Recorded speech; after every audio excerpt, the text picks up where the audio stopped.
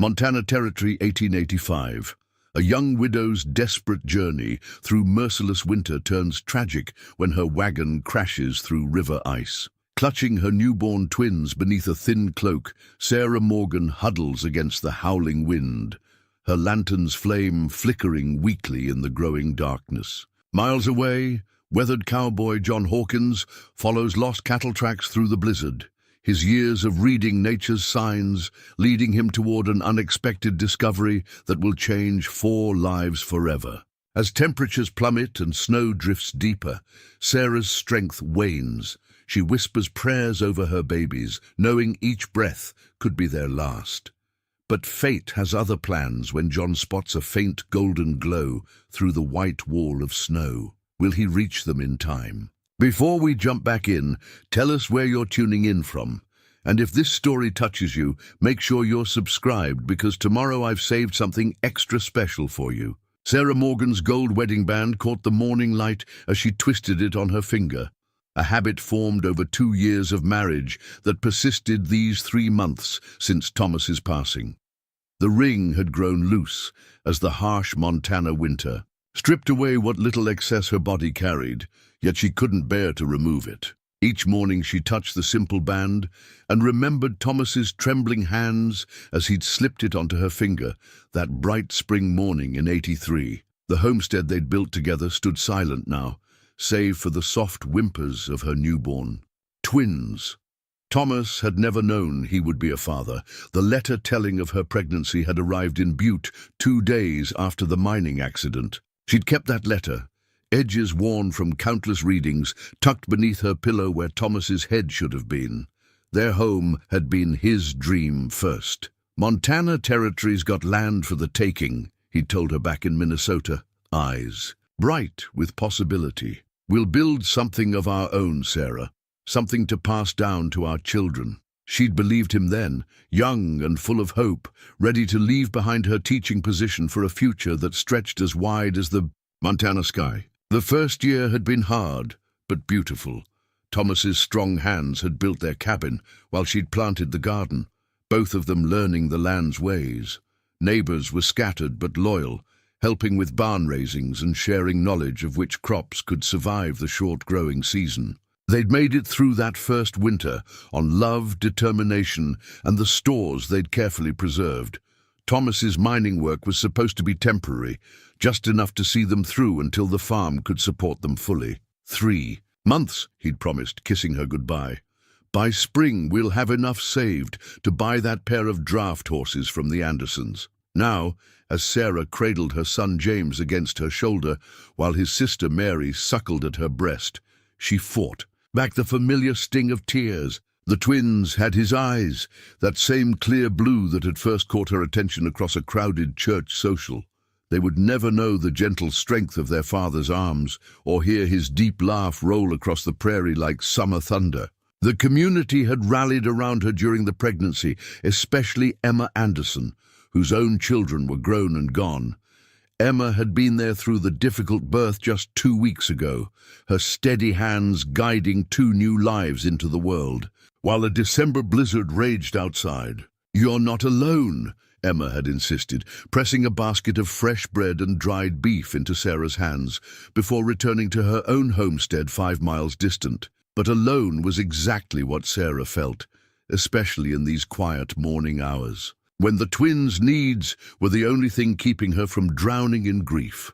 The cabin's walls seemed to close in tighter with each passing day, every corner holding memories that threatened to overwhelm her. Even the rocking chair where she now sat had been Thomas's first gift to her, lovingly crafted during the long evenings of their engagement. The decision to travel to Emma's hadn't come easily.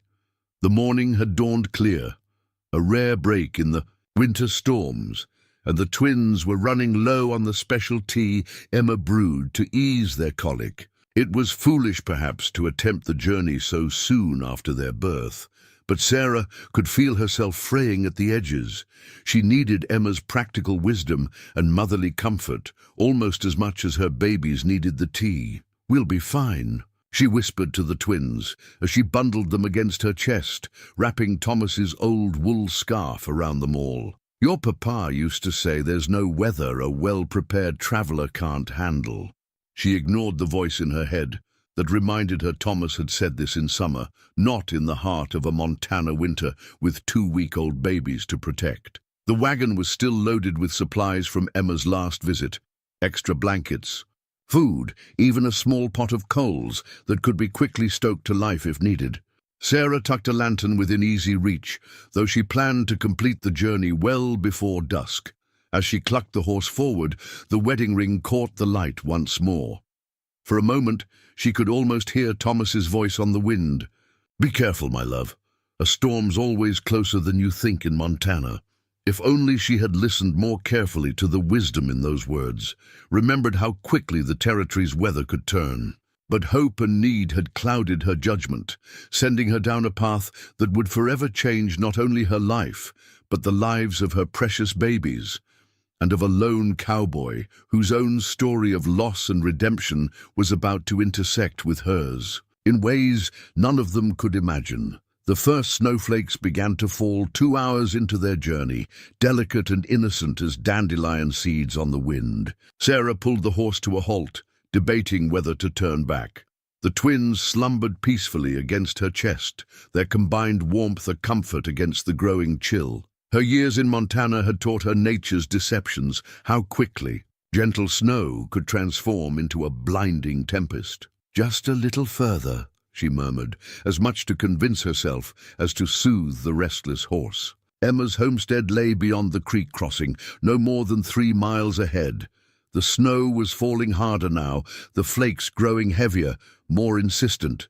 The wagon's wooden wheels creaked their protest as they pressed forward, each turn a little slower against the gathering white. The broken wagon wheel would haunt her dreams for years to come, not because it broke, it never did, but because it remained stubbornly intact as they approached the creek crossing, giving no warning of the catastrophe ahead. In spring, the crossing was a gentle ford, barely deep enough to wet a wagon's axles. But winter's secrets lay hidden beneath the snow-dusted ice, waiting to claim the unwary. The first crack came soft as a whisper, lost beneath the horse's labored breathing. Sarah felt it more than heard it, a subtle shift in the wagon's steady rhythm. The second crack shot through the air like a rifle report, and time seemed to stretch like pulled taffy. She watched, helpless, as spiderweb fractures raced across the ice's surface, white lines stark against the dark water beneath. The horse screamed, a sound of pure terror that jolted the twins awake. Sarah had one moment, one precious heartbeat, to clutch them tighter before the world tilted. The wagon's right side plunged through the breaking ice, sending up a spray of crystalline shards that caught the fading light like scattered diamonds. Cold, such cold as Sarah had never known, slammed into her body as the icy water rushed over the wagon's side. Her heavy skirts absorbed the water instantly, trying to drag her down, but her arms locked around her babies with a mother's desperate strength. Somehow, she would never quite remember how, she managed to push off from the sinking wagon, her feet finding purchase on the seat as it tilted. The twins' cries pierced the freezing air as Sarah stumbled onto the cracking ice. Each step was a prayer, each crack beneath her feet a held breath. The horse thrashed in its traces, and Sarah forced herself not to look back, not to think about the faithful animal's fate. Every ounce of her strength, every scrap of her focus had to be for the precious bundles she cradled. She made it 10 steps before her legs gave out. The creek's bank rose before her, tantalizingly close but impossibly far for her numbed limbs.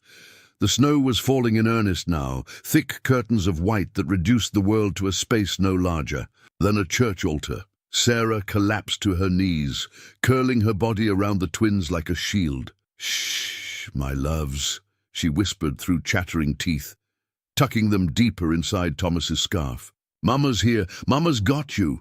Her fingers fumbled with the ties of her cloak, working purely on instinct now. She had to get them warm, had to protect them from the killing cold that was seeping into her own bones. The lantern, the thought pierced her growing mental fog like a shaft of sunlight. It had survived the wagon's tilting, somehow still hanging from its hook. With trembling hands, Sarah reached for it, nearly sobbing with relief when its familiar weight settled in her grip. A tew. Matches in her pocket were still dry, protected by the waxed paper she'd wrapped them in that morning. It took 3 attempts to light the lantern, her frozen fingers clumsy on the striker. The flame's glow seemed pitifully small against the gathering darkness, but it was something, a beacon, a declaration that they still lived, still fought against. The storm's fury. Time became fluid, measured only by the twins' weakening cries and the steady dimming of the lantern's flame. Sarah tried to remember the prayers of her childhood, but the words scattered like leaves in the wind. Instead, she found herself repeating Thomas's name like a litany, a talisman against the darkness. Thomas, watch over your babies. Thomas, guide someone to us. Thomas, don't let it end here. The wind howled its response, driving snow beneath her cloak despite her best efforts. She could no longer feel her feet or hands, and the terrifying numbness was creeping up her legs. The twins had grown quiet, too quiet. Sarah forced her wooden fingers to gently stroke their cheeks, relief flooding through her as they stirred at her touch. "Stay with me, little ones," she pleaded. "Stay with me just a little longer." But her own strength was fading, reality blurring at the edges. The lantern's flame danced hypnotically, and Sarah found herself mesmerized by its movement, like Thomas's. Eyes, she thought dreamily, like the way they used to dance when he smiled at her. The last thing she remembered, before consciousness began to slip away, was a strange sound carried on the wind. Not the storm's howl, but something else. Something that might have been hoofbeats, might have been her desperate mind playing tricks. Sarah pulled her babies closer, pressing her cracked lips to their foreheads. "Just a little longer," she whispered, not knowing if she spoke to them or to herself. The lantern flickered once, twice, its light a failing star in the growing darkness. "Just a little longer." John Hawkins pulled his worn leather map from his saddlebag, though he'd long since memorized every crease and marking on its surface. 20 years of working this stretch of Montana territory had taught him to trust his instincts, but something about this storm felt different. The cattle he was tracking, 3 head from the Anderson ranch, had wandered into dangerous country. Even experienced ranch hands avoided the creek crossings this time of year. The map had been a gift from his father, handed down the day John turned 18 with words that still echoed in his memory. The territory's got its own language. "Son, learn to read it right. It'll never lead you wrong." The old man had died the following spring, but his wisdom lived on in the careful notes inked along the map's margins. Weather patterns, safe passages, landmarks only a lifetime of experience could identify. John traced the creek's meandering line with a gloved finger. Emma Anderson's place lay just beyond it, and he'd promised to check on her while her husband was away in Butte. The missing cattle gave him the excuse he needed. He'd never been comfortable with the way other ranchers teased him about his frequent visits to the widow Anderson. They didn't understand that Emma had become like a mother to him after his own passed, years before his father. The wind cut through his heavy coat, carrying the bite of deeper cold to come. His horse, a sturdy buckskin named Chief, snorted and stamped, steam rising from his flanks. John patted the animal's neck, understanding his unease. Storm clouds were building to the north, dark and heavy with promise. "Just a bit further, old friend," he murmured, returning the map to its oiled leather case. The cattle tracks were still visible, but the falling snow would soon erase them. John had learned to read signs others might miss, the way certain branches bent, suggesting which path a frightened animal might choose, the subtle differences in snow depth that could reveal recent passage. His father had called it having snow in your blood, this ability to navigate Montana's winters. John preferred to think of it as listening to the land. Every drift, every ice-laden branch, every change in the wind carried information for those patient enough to notice. Today, the territory was trying to tell him something urgent, something beyond lost cattle and gathering storms. The weight of his rifle against his saddle offered familiar comfort. Not that he expected trouble. Predators were usually den-bound in weather like this. But Montana had taught him to never ride unprepared. The same saddlebag that held his map contained enough supplies to weather 3 days in the open should the need arise. Matches wrapped in waxed paper, dried beef, a small pot for melting snow, and bandages that had saved more than one injured animal over the years. Chief's ears suddenly pricked forward, and John felt the horse's muscles tense beneath him. Years of partnership had taught him to trust the animal's instincts. He drew Chief to a halt, listening intently. The wind carried strange sounds in storm weather, tricks of air and ice that could make a man think he heard voices in the wilderness. But there it was again, a sound that didn't belong to the storm's vocabulary, not the hollow ring of wind through ice-laden branches, nor the distant crack of freezing wood. Something else. Something that tugged at the edges of memory, like a half-forgotten dream. John drew the map out once more, orientating himself.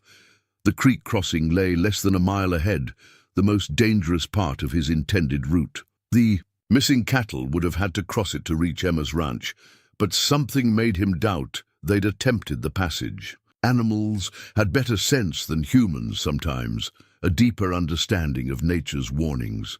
His fingers found the careful notations his father had made about the creek.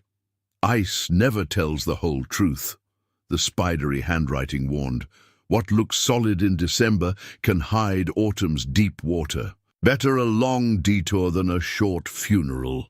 The sound came again, closer now. Chief shifted beneath him, no longer nervous but alert, as if he too were trying to understand this mystery. John narrowed his eyes against the thickening snow, scanning the white landscape for any sign of movement. The storm was building faster than he'd anticipated, visibility dropping with each passing minute. A decision had to be made. The sensible choice would be to turn back, make for his cabin, while he could still navigate safely. The cattle would either find their way or they wouldn't. No rancher expected to save every stray in Montana winter. Emma would understand if he didn't make it to check on her today, but that sound... John Hawkins had spent 20 years learning the territory's language, and something in that distant cry spoke of human desperation. His father's voice seemed to whisper from the worn map in his hands, "The territory tests a man's character most." When the choice is hardest, with a soft click of his tongue, John guided Chief forward into the strengthening storm. The cattle might have to fend for themselves today. Something more important was calling him toward the creek crossing, though. He couldn't have explained how he knew. Some truths went deeper than reason, deeper even than experience. They were the truths written in snow and wind, in the language of the territory itself. And right now, that language was telling him that someone needed help more desperately than they ever had before. A cattle bell's dull clank, nearly lost in the wind, drew John's attention eastward. The sound was wrong for loose stock, too steady, too singular. Through the thickening storm, a faint golden glow flickered like a fallen star. His gut tightened with recognition. Someone had lit a lantern out here, in the teeth of a Montana blizzard. Chief sensed his rider's tension, picking his way carefully through deepening snow. Every step brought them closer to the creek crossing, though the landmark was lost now in the white void ahead. John's father had taught him to count. His horse's strides in weather like this, a way to measure distance when visibility failed. 200 paces from where he'd first spotted the light, the ground began to slope gently downward. The creek's bank. Sarah fought to keep her eyes open, but the cold had sunk bone deep, making even this simple act a battle. The twins had grown, terrifyingly still against her chest, their small faces tucked into her neck. Only their faint breaths, warm against her skin, told her they still lived. The lantern's flame guttered in its glass cage, starved for oil. Soon it would die, taking with it any hope of rescue. She thought she heard something, a sound different from the storm's endless howl, like rhythm in chaos, the steady crunch of hooves in snow. But she'd been hearing things for hours now. Thomas's voice calling her name, her mother's lullabies, the church bells from her childhood in Minnesota. The cold played tricks on mind and memory alike. John almost missed it. A darker shadow in the swirling white. The lantern's glow revealed a scene that stopped his heart.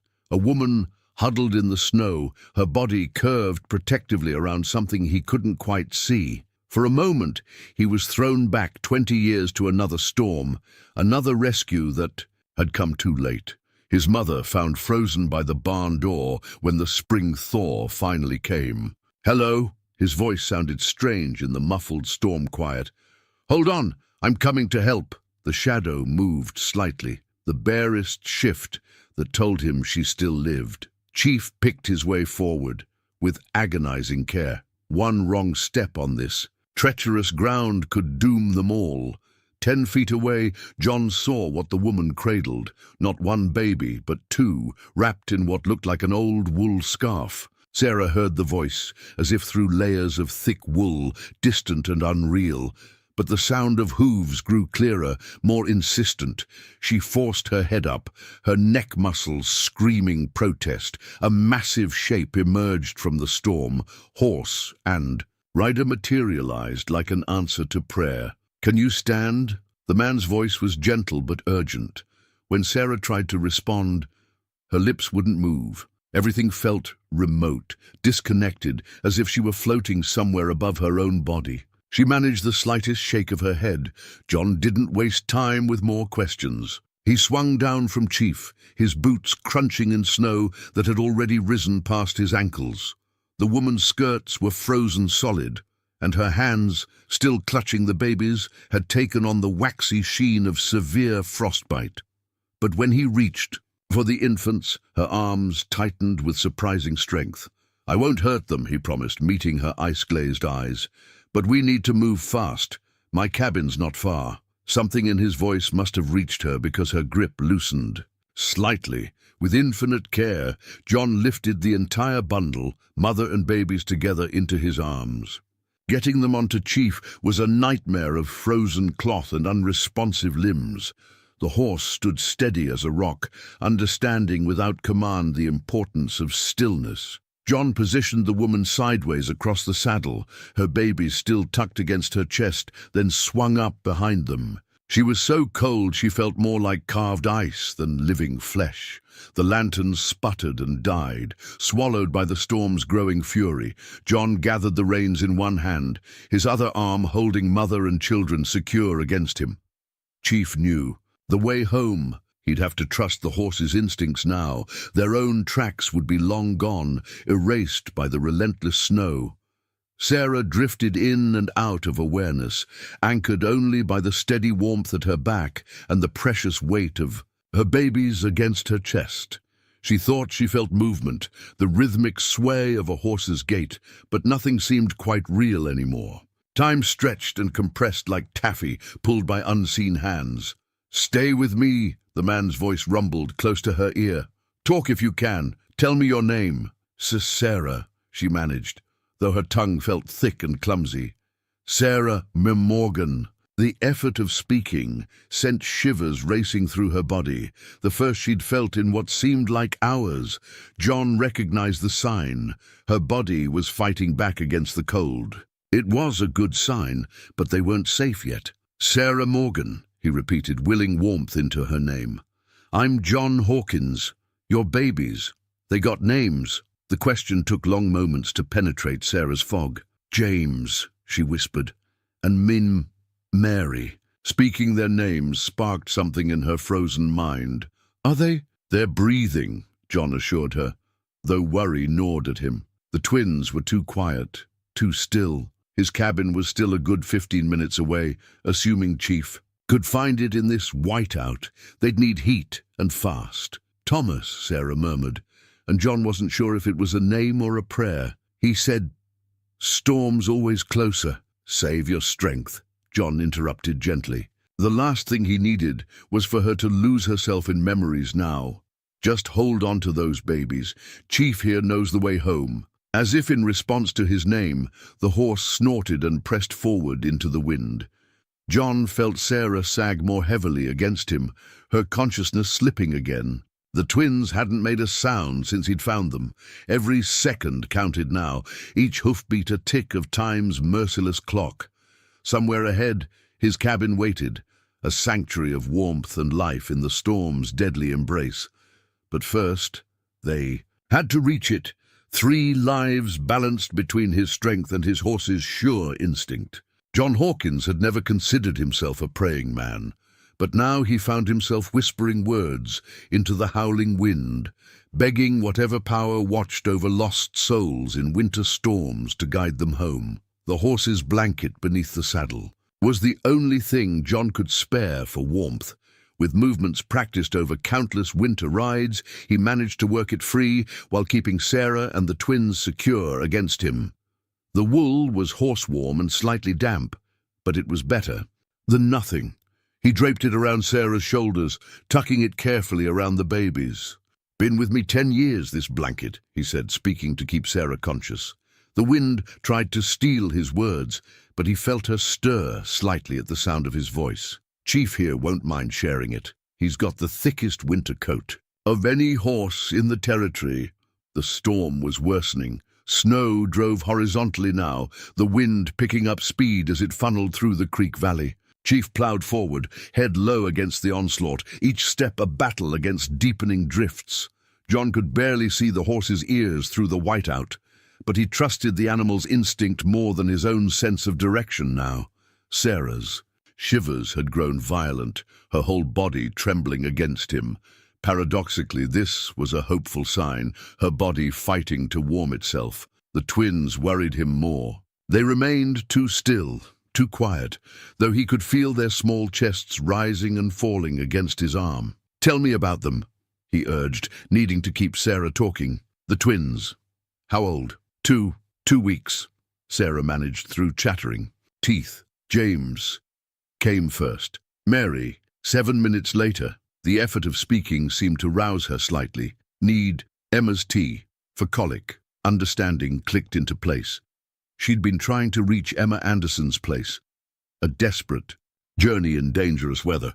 John felt a fresh surge of admiration for her courage, even as he grieved the necessity that had driven her to attempt it. Chief stumbled suddenly, catching himself before going down. John's heart leapt into his throat as he tightened his grip on his precious cargo.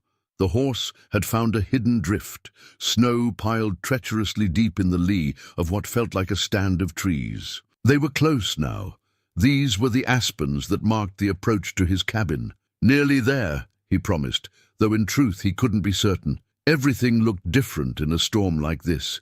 Familiar landmarks transformed into alien shapes by wind-sculpted snow. He'd made this ride hundreds of times, but never with 3 lives depending on his memory of the trail. Sarah's head lolled against his chest, consciousness slipping again. One of the twins, he thought it was Mary, made a tiny sound, more breath than cry. John had never felt more alone than in that moment, guiding his horse through a white void, while death itself seemed to stalk them on the winter wind. "Stay with me, Sarah Morgan," he said, voice rough with emotion he couldn't quite name. "Stay with me and your babies. Think about warm things. Think about summer sun on your face. Think about fresh-baked bread just out of the oven." Whether his words reached her or not, he couldn't tell, but he kept talking, describing the cabin that waited ahead, the thick walls built to stand against Montana winters, the stone fireplace that held coals banking beneath ash. He told her about the quilt on his bed, made by his mother's hands before he was born, its patterns telling stories of home and heart that he'd traced with childish fingers on sleepless nights. Chief's stride changed, becoming more certain. The wind's howl diminished slightly.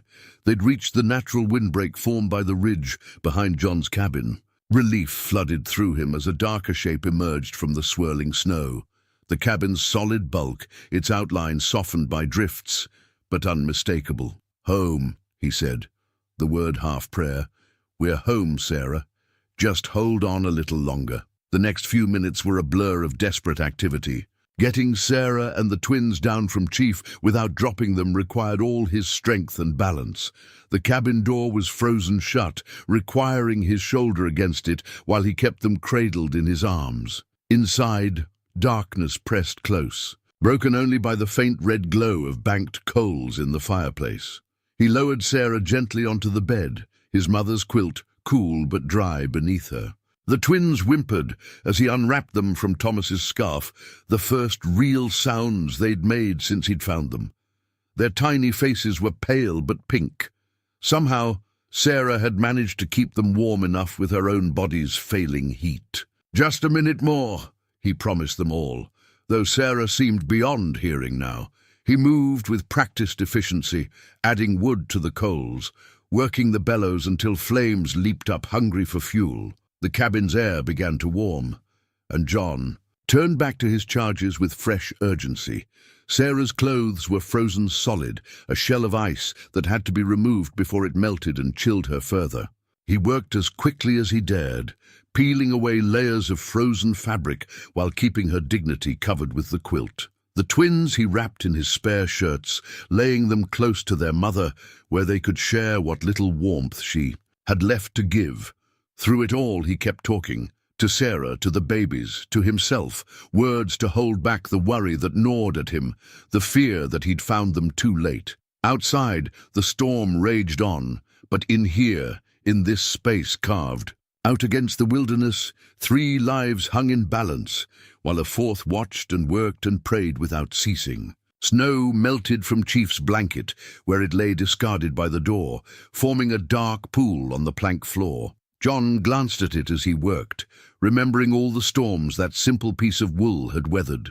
Now it had helped save 3 more souls from winter's grasp, proving once again that survival in Montana territory depended on the simplest things: a blanket's warmth, a horse's sure step, a light in the storm. And sometimes, he thought as he tucked the quilt more securely around Sarah and her babies, it depended on recognizing the moments when everything you knew and everything you had must be risked for strangers in desperate need. His father would have understood.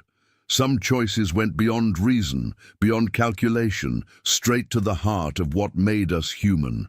The cabin's hearth became the center of their world that night, its flames casting dancing shadows on rough-hewn walls that had witnessed 20 years of solitude. John kept the fire stoked high, feeding it precious dried oak he'd been saving for the deepest part of winter. If any night deserved the best fuel, it was this one. "Come on, Sarah," he murmured, rubbing her frozen hands between his own. Her fingers were stiff as wooden twigs, the skin waxy pale where frostbite had taken hold. The twins, wrapped in warm flannel and placed in a makeshift cradle of blankets near the fire, had begun to show more signs of life. Their cries, though weak, were the sweetest sound John had ever heard. He'd seen frostbite before. It was an old enemy to anyone who lived through Montana winters. His mother had taught him the proper treatment: warm water, never hot, and gentle massage to restore circulation. The kettle steamed gently on its hook above the fire, and John tested each dipper of water on his wrist before beginning the slow process of warming Sarah's hands and feet. "You've got to fight now," he told her unconscious form. "Those babies need you." He kept his voice steady and low, the same tone he used with frightened horses. Whether she could hear him or not, he believed somehow that his words might reach her, might give her something to follow back to the world of the living. The first hint of returning color to her fingers brought both relief and pain. For her, as her body began to register sensation again, Sarah's eyes flew open with a gasp, confusion and fear warring in their depths as she tried to make sense of her surroundings. "The twins!" Her voice was hoarse but urgent. "Where are my babies?" "Right here," John soothed, helping her turn her head toward the fire. "See, they're warming up nicely." As if to confirm his words, one of the twins, James, he thought, let out a lusty cry. Tears spilled down Sarah's cheeks as she watched her children squirm in their blanket nest. "They're alive," she whispered. "I was so afraid." Her voice broke, and John had to resist the urge to gather her into his arms. "You kept them alive," he said firmly. "You did everything right, Sarah. Wrapped them close, found what shelter you could, kept that lantern burning." He returned to his task of warming her hands, noting with satisfaction that the worst of the frostbite seemed confined to her fingertips. "You're the reason they survived long enough for me to find you." Sarah tried to flex her fingers and gasped at the pain. "It feels like they're on fire." "That's good," John assured her. "Means the feeling's coming back. Try to wiggle. Your toes too, if you can." While Sarah struggled with these small movements, John kept one eye on the twins. They would need feeding soon, but first their mother had to regain enough strength to hold them. He'd seen newborns before. Emma Anderson had shown him how to care for orphaned lambs in spring, but human babies were infinitely more precious and delicate. The wind howled outside, rattling the cabin's shutters, but inside the temperature was rising to something approaching comfort. John added another log to the fire, positioning it carefully to catch. His wood supply would take a beating tonight, but he had never been more grateful for his habit of overstocking before winter. "Set in." "Where?" Sarah's voice was stronger now, though confusion still clouded her eyes. "Where exactly are we?" "My cabin," John replied, moving to check on the twins again. "About 3 miles from where I found you, as the crow flies. Though in this storm, Chief had to take the long way round." He managed a small smile. "We're roughly halfway between your place and Emma Anderson's." Recognition flickered in Sarah's expression. "You know Emma? She's been like a mother to me since mine passed." John carefully lifted Mary, who had begun to fuss in earnest, and brought her to Sarah. "Think you can hold her? Your arms should be warm enough now." Sarah's movements were clumsy, but her determination was clear as she reached for her daughter. John helped position the baby against her chest, making sure both mother and child were secure before stepping back. The simple tableau, mother and child in the firelight, stirred something deep in his heart, an ache he'd thought long buried. "Thank you," Sarah whispered, her eyes fixed on Mary's face. "We would have died out there if—" "No need to dwell on might-have-beens," John interrupted gently. He brought James over as well, tucking him into the crook of Sarah's other arm. "You're here now. You're safe." The twins, reunited with their mother's warmth, began rooting for food. Sarah's cheeks colored slightly. Would you mind turning away for a moment?" John immediately busied himself with the fire, his back turned to give her privacy as she fed her children. The simple domestic sounds behind him, a mother's soft murmuring, the contented noises of nursing babies, filled the cabin with a warmth that had nothing to do with the blazing hearth. "I never thought I'd be grateful for lost cattle," he said after a while, still facing the fire. "Been tracking 3 of Emma's strays all day. That's what led me to your area." He paused, listening to the storm's fury. "Though now I'm thinking, those cattle had more sense than humans, probably found shelter long before the worst hit." Sarah's quiet laugh surprised them both. "Emma always says God works in mysterious ways." There was a pause, then, "You can turn around now." John turned to find both babies asleep against their mother's chest, their faces flushed pink with returning warmth. Sarah herself looked more alert, though exhaustion had etched deep lines around her eyes. The firelight caught the gold of her wedding ring, and John felt a familiar pang of recognition, the look of someone who carried loss like a constant companion. "You should try to rest," he said, spreading another blanket over her and the twins. "The storm's likely to keep us here through tomorrow at least." He managed a wry smile. "Don't worry, I'll keep to my chair by the fire." Sarah's eyes were already dropping, but she fought sleep long enough to ask, "Won't you be cold?" "I've weathered worse," John assured her, settling into the sturdy rocking chair that had been his father's. "Sleep now. You're safe here." As if his words had granted permission, Sarah drifted off, her children cradled close. John watched the 3 of them in the firelight, marveling at how quickly his solitary life had been transformed. Tomorrow would bring its own challenges, But for now, his cabin had become something it had never been before, a sanctuary for new life, a shelter for hope itself. Dawn crept into the cabin like a shy visitor, filtering through frost-rimmed windows to find John already awake, tending to the coffee pot that had been his constant morning companion for 2 decades. The familiar ritual helped ground him in a world suddenly transformed by the presence of others in his space. The twins had woken twice in the night for feeding, their small cries piercing the usual winter silence of his home. He'd taught himself to make coffee the way his mother had, strong enough to stand a spoon in, tempered with just enough chicory to smooth the bitter edges. The pot had been hers too, brought all the way from Pennsylvania when she'd followed. His father west. Its dented copper surface caught the morning light, reflecting tiny points of fire from the freshly stoked hearth. Sarah stirred at the rich aroma, her eyes opening slowly to take in her surroundings. The confusion of the previous night had cleared, leaving a quiet alertness in its place. "Is that real coffee I smell?" "As real as they come," John replied, pouring a cup and bringing it to her. "Think you can manage to hold it? Your hands should be better this morning." She sat up carefully, mindful of the sleeping twins beside her, and wrapped her fingers around the warm cup. The worst of the frostbite had indeed receded, leaving only tender pink skin in its wake. "Thank you," she said, and John knew she meant for more than just the coffee. "Storm's still blowing," he reported, settling back into his chair with his own cup. "But the worst seems past. Another day, maybe 2, before it's safe to travel." He paused, watching her take a careful sip. "How do you find it?" "Perfect," Sarah breathed, closing her eyes in appreciation. "I haven't had proper coffee since Thomas." She opened her eyes again, meeting John's gaze directly for the first time. "I suppose you're wondering what kind of fool woman takes 2 newborns out in a winter storm. Reckon every parent's been a fool for their children at some point," John said mildly.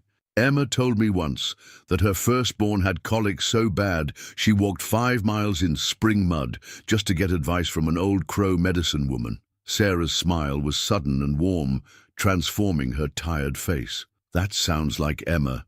She's been more than kind since Thomas." She trailed off, her fingers tightening around the coffee cup. "The mining accident," John finished gently. "Word travels even out here. I'm sorry for your loss." "As I am for yours," Sarah replied, surprising him. At his questioning look she added, "The way you speak of your parents, always in past tense, and there's something in your eyes, something that recognizes the shape of grief." James chose that moment to wake, his cry sharp with hunger. Sarah set aside her coffee and lifted him, her movements more sure now that strength had returned to her hands. John turned to give her privacy, using the time to check his supplies. The storm might keep them confined longer than he'd estimated. "I can hear you thinking from here," Sarah said after a while. "We won't starve your larder if that's your worry." John turned back, smiling at her perceptiveness. "Got enough dried beef and flour to feed 10 people through winter. It's fresh milk for the little ones I'm considering. Might be able to break through to the barn later. See if any snow's drifted in where I could pack it for keeping." "You've thought of everything," Sarah observed, switching James for Mary at her breast. "Do you often take in strays?" "Mostly 4-legged ones," John admitted. "Though Emma sends the occasional ranch hand my way when extra work needs doing." He poured himself more coffee, watching the morning light strengthen. "It's a good life, if sometimes a quiet one." "Quiet has its merits," Sarah said softly. "After Thomas, sometimes the silence was all that kept me sane, just me and the babies watching the snow fall." She paused, adjusting Mary's position. "But then other times, the silence gets too loud," John finished, understanding perfectly. Their eyes met across the cabin's morning-lit space, and something passed between them, recognition, perhaps, of kindred spirits. They were both well acquainted with solitude, with the weight of carrying on alone. But there was something else too, something neither was quite ready to name. "Tell me about him," John said quietly. "Thomas," Seems like he was a man worth remembering.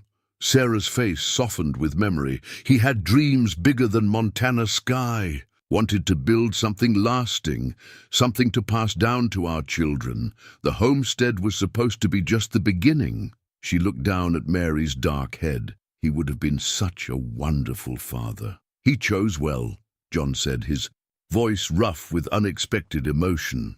Choosing someone strong enough to carry those dreams forward. Strong? Sarah's laugh held a trace of bitterness.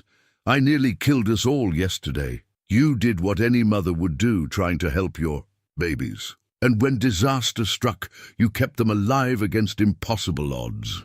John leaned forward, his expression intense. That's not weakness, Sarah. That's the kind of strength that built this territory. A log shifted in the fireplace, sending up a shower of sparks.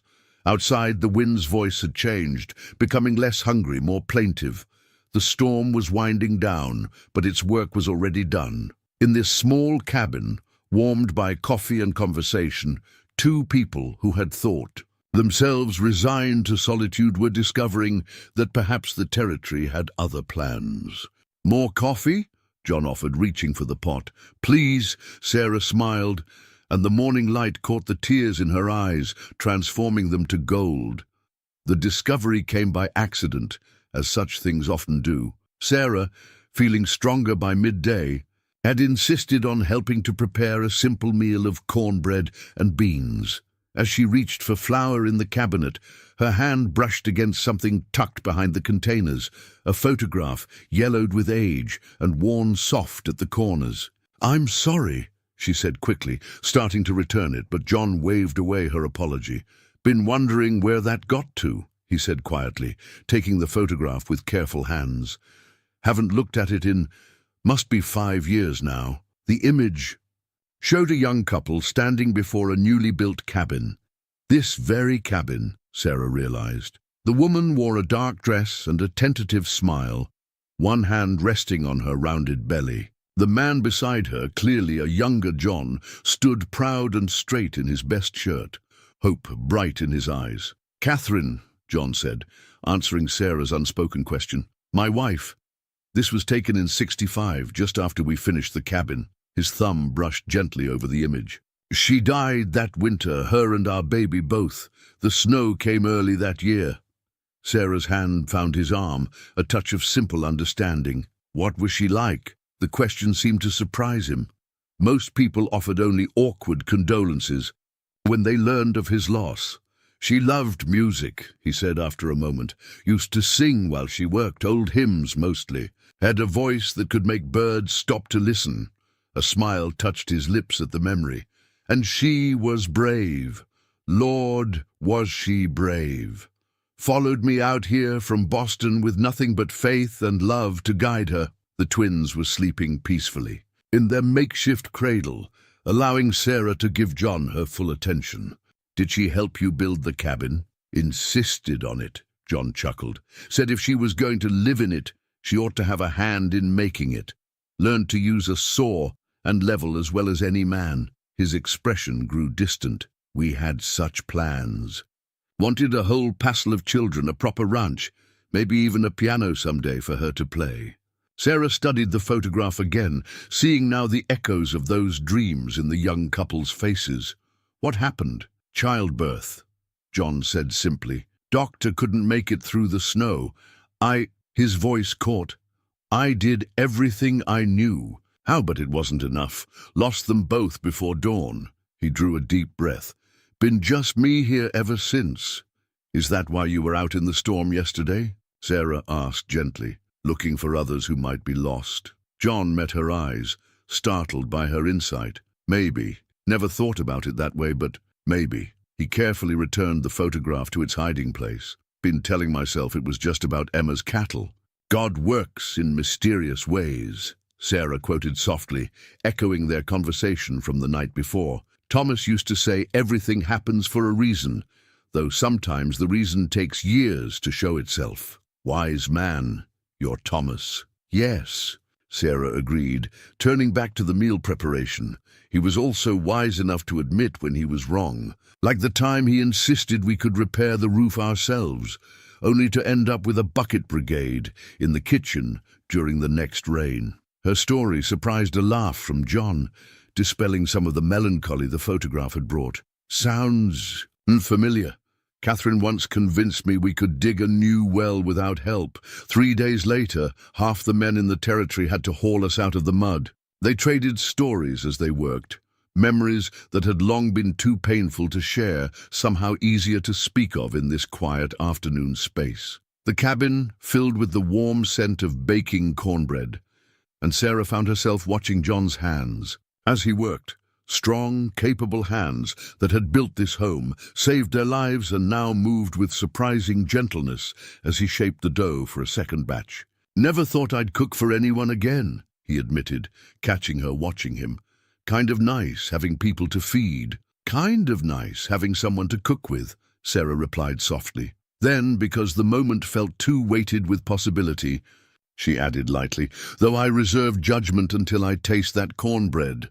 "Old family recipe," John assured her with mock solemnity, "handed down through generations of Hawkins men who found themselves having to cook or starve." The easy banter felt right, felt natural, as if they'd known each other far longer than the handful of hours since their paths had crossed. Yet beneath it ran a deeper current of understanding.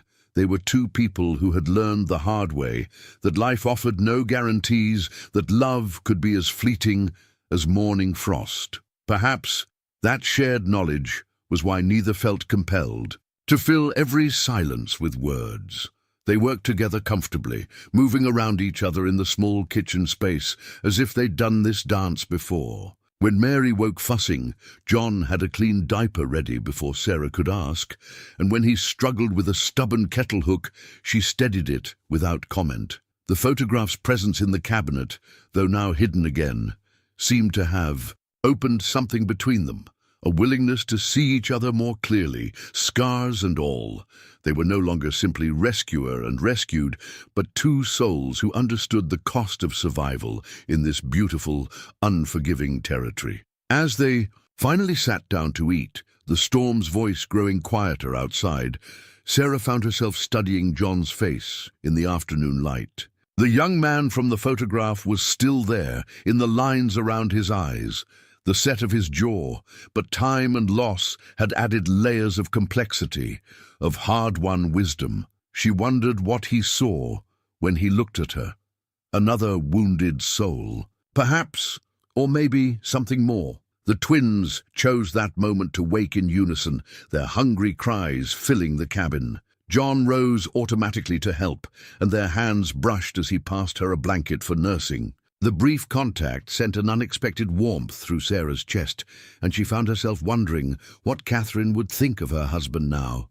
This good man who had transformed his solitary refuge into a sanctuary for strangers in need. Hand-carved wooden toys caught Sarah's attention as John brought them out from a trunk near his bed. A small horse, a bear, and what looked like a bird in flight. Each piece showed signs of careful craftsmanship, smooth to the touch despite their obvious age. "Made these years ago," John explained, a slight color rising in his cheeks. "Was practicing, thinking someday." He let the sentence trail off. But Sarah understood. These were meant for the child he'd lost, dreams shaped in wood during quiet evening hours. "They're beautiful," she said softly, running her finger along the horse's flowing mane. "Did you carve them all yourself?" "My father taught me how. Said a man should know how to create beautiful things, not just useful ones." John held up the bird, its wings caught in an eternal moment of soaring. "Never had a reason to take them out before." Mary, cradled in Sarah's lap, reached out with tiny fingers toward the wooden horse. Her brother James, who John had been bouncing, gently on his knee, followed the movement with curious eyes. "Think they might be a mite young for toys," John said, but Sarah shook her head. "They're never too young to know beauty," she replied. "Besides, they seem fascinated by your voice. You should have seen how they settled when you were telling that story about the lost calf this morning." It was true. The twins had shown a remarkable affinity for John's deep, gentle tones.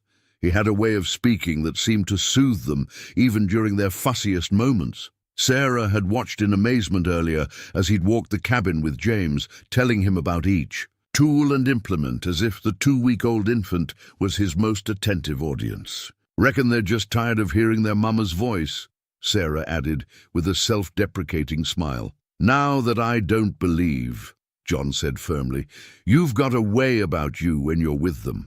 Like you're sharing secrets with the angels themselves."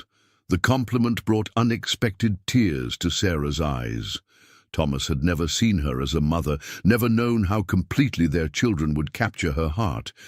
But here was this near stranger, noticing and naming the sacred bond she shared with her babies. A comfortable silence fell between them, broken only by the twins' soft noises and the ever-present voice of the wind.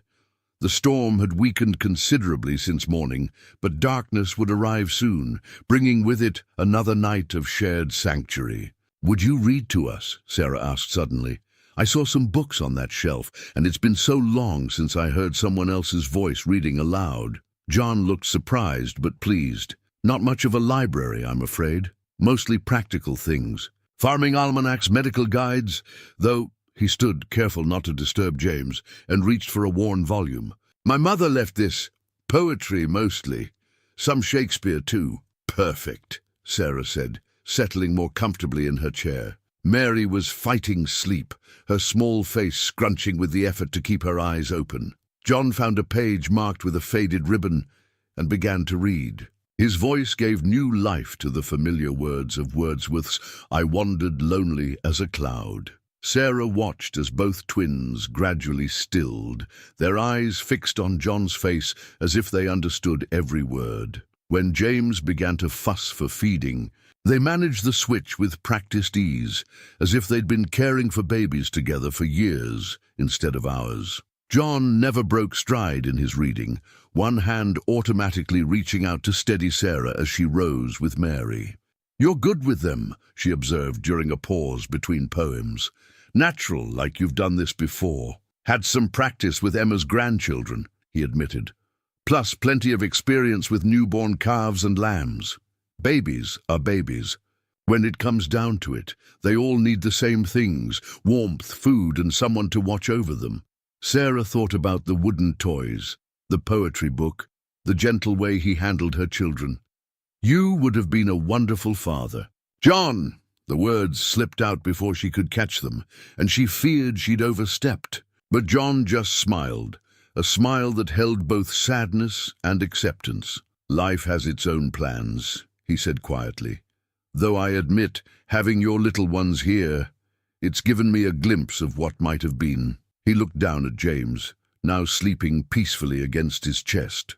"They're lucky, you know, having a mother strong enough to keep them safe through anything." "We've been luckier still," Sarah replied, "finding someone strong enough to save us all." Their eyes met across the cabin's warm space, and something shifted in the air between them. Understanding, perhaps, or recognition of how their separate paths of loss and survival had led them to this moment. The wooden toys sat forgotten on the table, testaments to dreams long deferred. But as the afternoon light softened toward evening and John's voice continued to fill the cabin with poetry, Sarah found herself wondering if perhaps dreams didn't die so much as wait for the right moment to be reborn. Sarah found the diary tucked between the pages of John's mother's Bible, a simple, leather-bound book, its pages filled with elegant script. She hadn't meant to read it, but a single line caught her eye as she moved to close it. "Love comes twice blessed when it arrives in winter's depths." The words, written by John's mother years ago, seemed to speak directly to the thoughts Sarah had been trying to suppress since that morning. She'd watched John with the twins all day, the way he cradled them so carefully, how he hummed old hymns while walking them to sleep, the tender expression in his eyes when he thought she wasn't looking. "Found Mother's journal, I see." John's voice came quietly from behind her. Sarah started, almost dropping the diary. "I'm sorry. I didn't mean to pry," she began. But John shook his head, moving to stand beside her near the window. No need for apologies. Mother always said words were meant to be shared. He glanced at the open page. That entry was from the winter she met Father. Said she never would have noticed him if not for a blizzard that trapped them both at a church social. Sarah traced the written words with her finger. She had beautiful handwriting, beautiful soul to match it. John replied softly. She believed. Everything happened for a reason, even the hard things. He paused, then added, even losing Catherine. Sarah looked up at him, seeing the vulnerability in his expression. And do you believe that? Didn't for a long time, he admitted. Felt like there couldn't be any purpose to such pain. But lately, his eyes met hers, and Sarah felt her heart skip. Lately, I've been wondering if maybe Mother wasn't right after all. The twins were sleeping peacefully in their makeshift cradle, their small faces illuminated by the afternoon light filtering through frost-etched windows. Sarah found herself acutely aware of John's presence beside her, the warmth radiating from his body in the cool air near the window. I've been thinking about Thomas, she said carefully, about what he'd want for me, for us. She looked down at her sleeping children. He always said love was meant to multiply, not divide, that there was no limit to how many people you could hold in your heart. Sounds like a wise man, John murmured. Catherine used to say something similar, that the heart was like a lamp. Sharing its light didn't diminish its flame. They stood in comfortable silence, watching snow swirl past the window. The storm had softened to gentle flurries, as if nature herself was holding her breath. I never thought I'd feel this way again, Sarah whispered, finally giving voice to the emotions that had been building. It feels almost disloyal. John turned to face her fully. Sarah, just her name, but the way he said it held volumes. There's no disloyalty in healing, in finding room in your heart for new love alongside the old. Is that what this is? She asked, barely breathing. Love, I think, John said slowly. It's the beginning of something that could be love, if we're brave enough to let it grow. He gestured to the diary still open in her hands. Mother wrote that true love never arrives by accident. It comes when two hearts are ready to recognize each other. Mary stirred in her sleep, making a small sound that drew both their attentions. They moved together automatically to check on her, their hands brushing as they adjusted her blanket. The simple contact sent warmth spreading through Sarah's chest. I'm not sure I'm ready, she admitted quietly. Everything's happening so fast. Nothing has to be decided today, John assured her. Or tomorrow, or next week, we have time, he smiled gently. Winter's long in Montana territory. Sarah found herself returning his smile, feeling the truth of his words. They had time. Time to know each other, time to heal, time to let whatever was growing between them develop naturally. The diary's pages rustled softly as she closed it, but the words remained in her mind. Love comes twice blessed when it arrives in winter's depths. Looking at John's face in the fading afternoon light, Sarah thought she finally understood what those words truly meant. The telegraph message arrived at Emma Anderson's ranch, just as the storm began to clear. Found Sarah. Stop twins. Safe stop. At Hawkins' cabin, stop needs supplies when weather permits stop. The operator in town had relayed it through 3 stations to reach them, each telegraph operator adding it to their priority list when they learned it concerned the safety of a widow and her newborns. Emma clutched the yellow paper to her chest, tears of relief streaming down her face. She'd been sick with worry since the storm hit, knowing Sarah had planned to visit.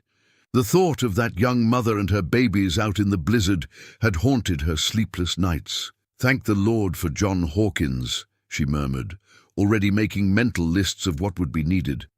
Within an hour, riders had been dispatched to neighboring ranches with the news, and the territory's remarkable network of mutual aid began to mobilize. Back at the cabin, John and Sarah were unaware of the activity their situation had sparked. They were focused on more immediate concerns. The twins' increasing fussiness suggested the colic was returning, and their supply of Emma's special tea was running low. "They'll need milk soon too," Sarah fretted, walking the cabin's length. "With James while John handled Mary, I can't seem to produce enough for both of them." "Help's coming," John assured her, though he had no way of knowing if his message had made it through. "Emma won't let us go without once she knows you're here." As if in answer to his words, a distant sound caught their attention, the muffled approach of horses through deep snow. John handed Mary to Sarah and moved to the window, rifle ready more from habit than any real concern. "Well, I'll be damned," he muttered, a smile spreading across his face. "Looks like the whole territory's turning out." Sarah joined him at the window, both twins cradled against her. Through the clearing air, she could make out a line of riders approaching, each leading a pack horse laden with supplies. At their head rode Emma Anderson herself, her silver hair visible beneath her heavy winter bonnet. "Should have known she'd come herself," John said fondly, already pulling on his coat to meet them. Emma never could sit still when there were babies, needing attention. The reunion that followed brought fresh tears to Sarah's eyes. Emma swept into the cabin like a force of nature, immediately taking charge of the twins while directing the unloading of supplies. Behind her came a steady stream of neighbors, the Petersons from the next valley, old Doc Wilson, who'd helped birth half the territory's children, even young Tommy Roberts, leading a milk cow on a rope. "Thought you might need this," Tommy said sheepishly, nodding at the cow. "She's our best milker, and Ma said to leave her with you long as you need her." The cabin that had seemed so spacious the day before was suddenly full to bursting with people and provisions. Women Sarah had only met in passing at church socials were organizing the supplies, setting up a proper nursing station, and filling the air with advice and encouragement. "You did right, John Hawkins," Emma declared, fixing him with a stern but approving look. "Though next time you might send word a bit sooner that you got a family taking shelter with you." Something in the way she said family made both John and Sarah glance at each other, then quickly away. The moment didn't go unnoticed by Emma, whose eyes took on a knowing twinkle. "Now then," she continued, turning back to the general bustle, "we've brought enough to see you through till spring if need be, though the weather's supposed to clear by tomorrow." She paused, looking meaningfully at Sarah. "No rush to leave before you're ready, mind you. John's cabin's as safe a place as any in the territory." The implications in her tone made Sarah blush. She knew how quickly word would spread, how the territory's dedicated gossips would reshape this story of rescue and necessity into something more romantic. Part of her wanted to protest, to explain that nothing improper had happened or would happen. But then she caught John's eye across the crowded room, saw the gentle understanding in his expression, and realized that perhaps the gossips weren't entirely wrong. Something had happened in these snowbound days, not the scandal they might imagine, but something deeper, more meaningful. The revelation must have shown on her face, because Emma's expression softened. "Sometimes," the older woman said quietly, "God sends storms to blow us right where we need to be." She squeezed Sarah's hand. "Though I doubt he meant for you to give us all such a fright in the process." Outside, the sun broke through the clouds for the first time in days, sending brilliant shafts of light through the cabin's windows. The twins, surrounded by admiring neighbors, were already benefiting from Emma's secret tea recipe. And John, moving easily through the crowd with offers of coffee and thanks, looked more at peace than Sarah had yet seen him. "Home," she thought suddenly. "This feels like home." The building plans lay spread across Emma's kitchen table, their crisp lines and careful measurements representing more than just the practical details of reconstruction. John had drawn them himself, spending evening hours sketching out improvements to Sarah's homestead while she nursed the twins nearby. Each addition reflected something he'd noticed about her needs. A larger kitchen window to let in morning light, a covered porch where she could sit with the babies in summer, a second bedroom for when the twins grew older. "These are—" Sarah's voice caught as she traced the neat drawings. "John, this is too much. The community's already done so many things." "Folks here take care of their own," Emma said firmly. from where she was kneading bread. Besides, most of the lumber's already been cut. Men needed something to do during the long storm, and your property's not the only one needing work come spring. It had been 2 weeks since their rescue, and Sarah and the twins had been staying with Emma while plans took shape. John's daily visits had become so regular that nobody even bothered to comment anymore, though knowing looks were exchanged whenever he arrived with yet another set of revised drawings or ideas for improvements. "See here," he said now, pointing to a detail in the plans. "Thought we could add a root cellar deeper than the old one, better storage for winter, and it could double as a storm shelter." The memory of finding them in the blizzard still haunted him, driving his determination to create every possible safety measure. Sarah's hand covered his on the papers, stilling his explanations. "It's perfect, John, all of it." Their eyes met, sharing an understanding that went beyond mere building plans. The sound of wagons approaching drew them outside. 3 teams of horses pulled loads of cut lumber, while a 4th carried stones for the new foundation. Men from across the territory had been salvaging and preparing materials since the weather cleared, determined to have everything ready for spring building. "Looks like half the territory's turned out," Emma observed with satisfaction. "Though I suspect it's not just your charming company they're coming for, Sarah. Word's gotten round about my fresh bread and coffee." Right on cue, riders began appearing from other directions. Women bringing food and supplies, children running ahead of their parents' wagons, even the circuit preacher who detoured from his usual route to check on the widow and her babies. The homestead that had felt so isolated in Sarah's grief was transformed into a hub of activity. Women organized work parties for everything from quilting to food preservation, ensuring Sarah would have what she needed for the coming year. Men discussed construction details and betting pools for when the spring thaw would allow building to begin. Through it all, John stayed close to Sarah, a steady presence as she navigated the overwhelming generosity of their neighbors. He seemed to sense when the attention became too much, quietly creating space for her to retreat with the twins when needed. "Never seen him like this," Emma commented to Sarah during one such quiet moment. They watched from the kitchen window as John showed some of the younger men how he wanted the lumber stacked. "Known John Hawkins 20 years, and he's always kept himself apart.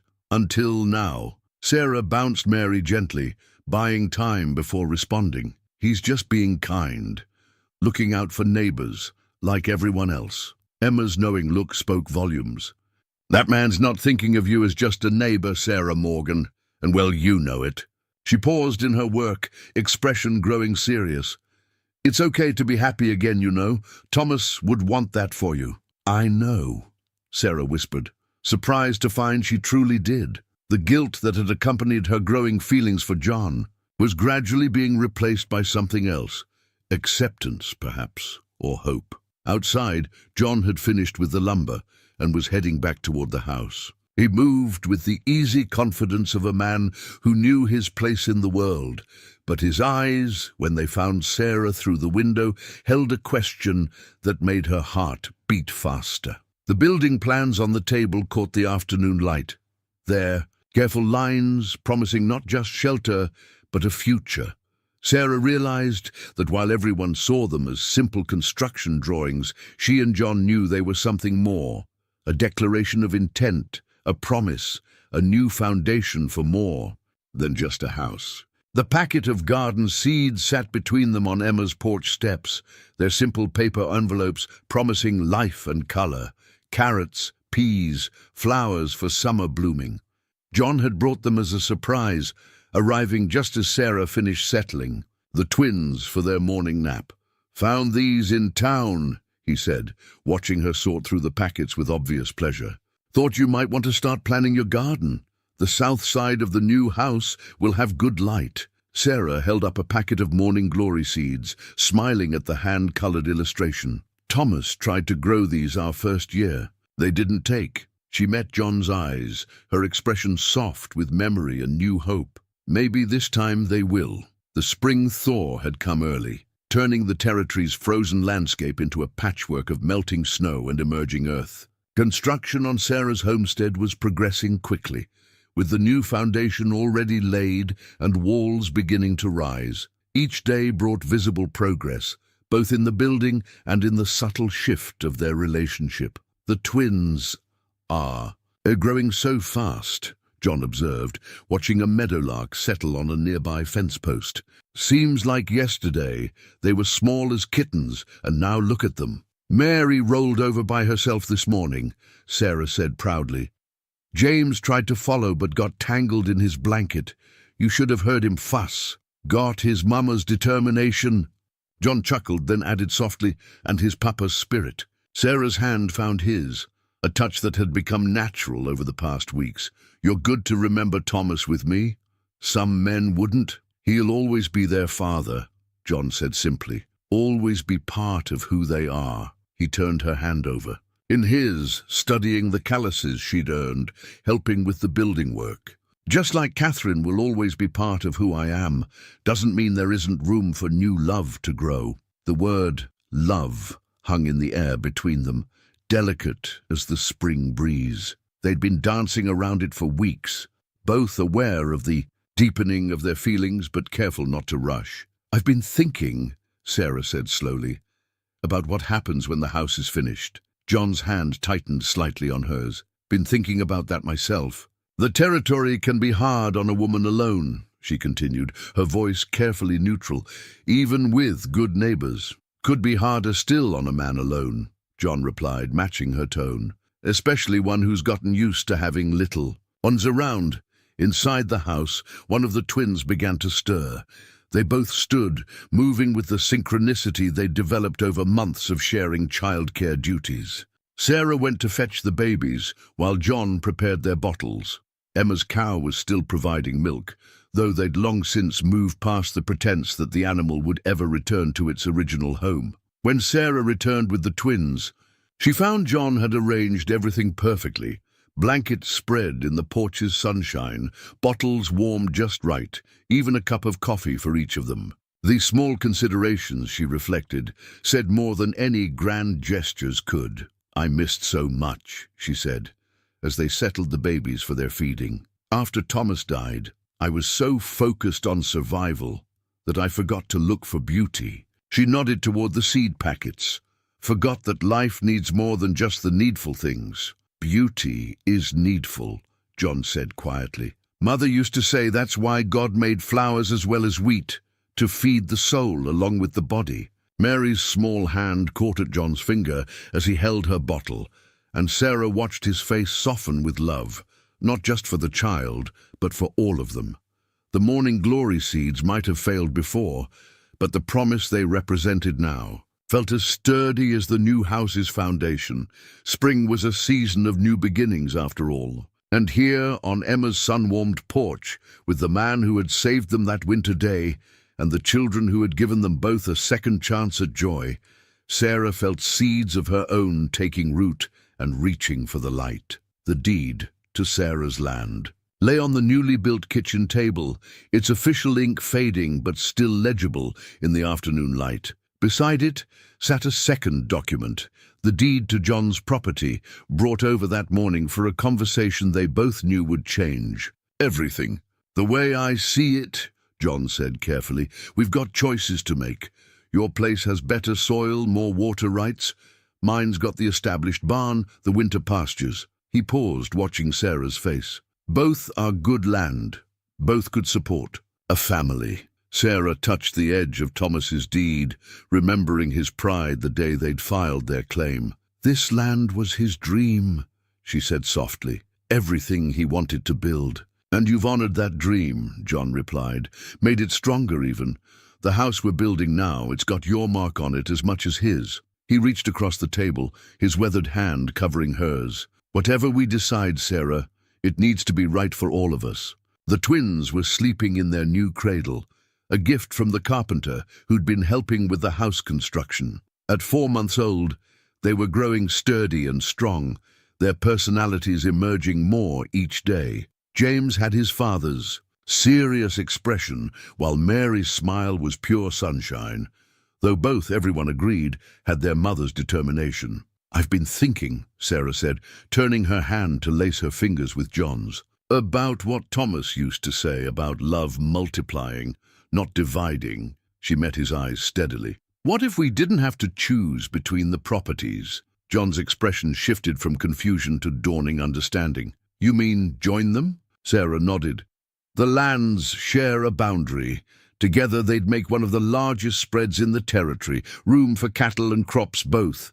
Room for—" She hesitated, then continued softly, "room for our family to grow." The word "our" hung between them like a prayer. John's grip on her hand tightened slightly as he processed her suggestion. "It would take work," he said thoughtfully. "New fencing, proper irrigation to connect the water rights. Have to build a road between the houses too. Good thing I know." "A capable builder," Sarah smiled. "One who's not afraid of hard work." John's free hand traced the boundary line where their properties met. "Would need a proper name, a spread that size." "I was thinking," Sarah said, her voice careful but sure, "maybe Double Heart Ranch, for all the love that brought it together." The emotion that crossed John's face made Sarah's breath catch. He stood, still holding her hand, and drew her up with him. The twins slept on as he pulled her close, one hand coming up to cup her cheek. "Sarah Morgan," he said softly, "are you asking me to marry you?" "I suppose I am," she whispered, feeling the rightness of it in her bones. "Though if you'd rather do the asking—" His laugh was rough with emotion. "Reckon you beat me to it. Was planning to speak to Reverend Miller next Sunday." He pressed his forehead to hers. "Should have known you'd know your own mind." "Is that a yes, then?" Instead of answering, John kissed her. Their first kiss, sweet and sure as spring rain. When they parted, both had tears in their eyes. "That's a yes," he confirmed unnecessarily, "though we should probably make it official." He reached into his coat pocket and withdrew a small box. "Been carrying this around for 2 weeks, waiting for the right moment." The ring was simple gold, with a small pearl that caught the light. "Belonged to my mother," John explained. "She'd have loved you, Sarah. Loved these babies like her own grandchildren." As if on cue, Mary stirred in her sleep, making the soft sounds that meant she'd soon be waking. Sarah and John moved together automatically to check on her, their practice coordination a testament to the partnership they'd already built. Looking down at their joined hands, her new ring catching the light, just as her first wedding band still did, Sarah felt no conflict, no guilt, just gratitude for the strange workings of fate that had brought them all together, and hope for the future they would build. The family portrait was Emma's idea, a gift to mark their engagement. The photographer had come all the way from Butte, setting up his equipment in the newly finished parlor of Sarah's house. John stood beside Sarah's chair, one hand resting lightly on her shoulder, while she held the twins on her lap. Their poses were necessarily formal for the long exposure, but there was no hiding the joy in their expressions. "Never thought I'd see John Hawkins smile like that for a photograph," Emma remarked, watching the photographer pack away his equipment. "Man usually looks like he's facing a firing squad when someone points a camera his way." Sarah touched the pearl ring on her finger, still getting used to its presence alongside Thomas's band. "He smiles more these days in general," she said softly, "especially when he's with the twins." As if to prove her point, John's laugh drifted in from the kitchen, where he was entertaining the babies while they waited for their afternoon feeding. He had taken to fatherhood as naturally as breathing, knowing instinctively when to be gentle and when to be firm, when to step in and when to let them work things out for themselves. "James rolled all the way across the blanket today," he announced, proudly, bringing the twins back to Sarah. "This boy's going to be mobile before we know it." "Mary's not far behind," Sarah added, settling them for nursing. "She almost made it yesterday, just got distracted by her toes halfway through." The easy domesticity of the scene brought tears to Emma's eyes. She remembered all too well how close they had come to losing this little family in the winter storm. Now, watching them together, it seemed impossible that there had ever been a time when they weren't a unit. "The whole territory's talking about your wedding," Emma said, pouring fresh coffee for them all. "Reverend Miller says he can't remember the last time there was such excitement about a ceremony." "We're hoping for something simple," Sarah protested. But Emma waved away her concerns. "Simple doesn't mean small, dear. People want to celebrate this, not just your marriage, but everything it represents. Hope, second chances, love, winning out over loss." She fixed them both with a stern look. "You'll just have to accept that your happiness means something to all of us." John settled into the chair beside Sarah's, automatically reaching to adjust Mary's blanket. "Speaking of the wedding," he said carefully, "I've been thinking about names." Sarah looked up, understanding in her eyes. "The twins?" He nodded. "No, we haven't talked about it yet, but, well, I'd like to adopt them properly, make them Hawkins-in-law as well as Love." He hurried on. "Not to replace Thomas, mind you. They'll always know about their father, carry his blood. But you're their father too," Sarah finished softly. "In all the ways that matter day to day." She smiled through sudden tears. "I think Thomas would approve. He always said love was about adding, never subtracting." Emma busied herself with the coffee cups, giving them a moment of privacy. When she looked back, John had moved to kneel beside Sarah's chair, one hand gentle on James's dark head, while the other clasped Sarah's free hand. "James Thomas Hawkins," he said softly, "and Mary Catherine Hawkins, honoring the past while building the future." Sarah's breath caught at the suggested middle names, Thomas for her first husband, Catherine for John's first wife. "Perfect," she whispered. "Absolutely perfect." The twins, as if sensing the importance of the moment, chose that time to finish, nursing and offer simultaneous bright smiles to their parents. John gathered James up for burping, while Sarah settled Mary more comfortably, their movements synchronized by months of practice. Emma watched them, these four people who had become a family in the most unexpected way. The portrait would capture this moment for posterity, the formal beginning of their life together. But it was these quiet moments, she thought, these small daily acts of love and care that truly made them whole. The new wedding band caught the winter sunlight as John slipped it onto Sarah's finger, its gold surface gleaming alongside the pearl engagement ring and Thomas's band. They had chosen this day deliberately, exactly 1 year after the storm that had brought them together. Outside, snow fell softly, but inside the warmth of their newly completed home, surrounded by family and friends, winter held no terror. Not many would choose to marry in winter, Reverend Miller had said when they'd selected the date. But to John and Sarah, it felt right. Winter had given them their beginning. It seemed fitting that it should witness their formal union as well. The twins, now just over a year old, sat contentedly in Emma's lap, dressed in their finest clothes for the occasion. James reached out whenever John passed near, while Mary's eyes followed Sarah's every movement. They were too young to understand the ceremony's significance, but they seemed to sense the joy in the air. "By the power vested in me, Reverend." Miller's voice rang clear in the crowded room. "I now pronounce you husband and wife." Their kiss was gentle, familiar yet new, sealed with the blessing of their community and the quiet approval of the past. Sarah could almost imagine Thomas and Catherine smiling down on them, understanding that love indeed multiplied rather than divided. "The Double Heart Ranch," Emma announced later, raising her glass in toast, "now has a double blessing. 2 loves that found each other through loss. 2 families joined as one, and 2 little ones who'll grow up knowing just how much love can overcome." The celebration continued into evening, with food and music and dancing. The twins were passed from lap to lap, cherished by every member of the community that had helped their family survive and thrive.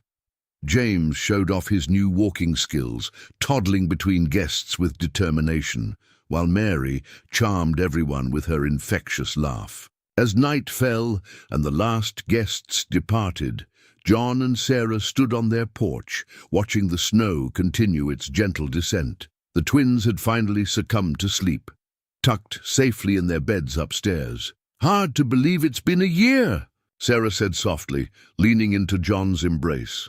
"Sometimes it feels like yesterday that you found us in the storm. Sometimes it feels like I've known you forever," John replied, his arm tightening around her. "Like my whole life was just leading me to that moment, to you and the twins." They stood in comfortable silence, watching their breath mist in the cold air. The ranch stretched out before them, their joined properties now truly one, marked by new fences and fresh-built structures that represented their shared future. "Thank you," Sarah whispered suddenly. "For what? For everything. For saving us that day. For loving us so completely. For helping me understand that having room in my heart for you doesn't diminish what I had with Thomas." John turned her gently to face him, his eyes bright with emotion. "Thank you for teaching me that love can come again. Even stronger for knowing its true value." He touched her cheek softly. "Catherine used to say, 'Everything happens in its proper season.' Took me a long time to understand what she meant." Above them, a child's sleepy cry drew their attention. "Duty calls, Mrs. Hawkins," John smiled, offering his arm. Sarah took it, her 3 rings catching the lamplight as they turned to go inside. "Lead the way, Mr. Hawkins." Together they climbed the stairs to tend their children, their footsteps in perfect rhythm, their hearts beating as one. Outside, the snow continued to fall, no longer an enemy to be feared, but a reminder of the storm that had brought them love's second chance. The family Bible rested open on Sarah's lap, its pages carefully documenting their joined histories. Below, the entries for Thomas Morgan's death and Catherine Hawkins's passing, newer ink recorded happier events.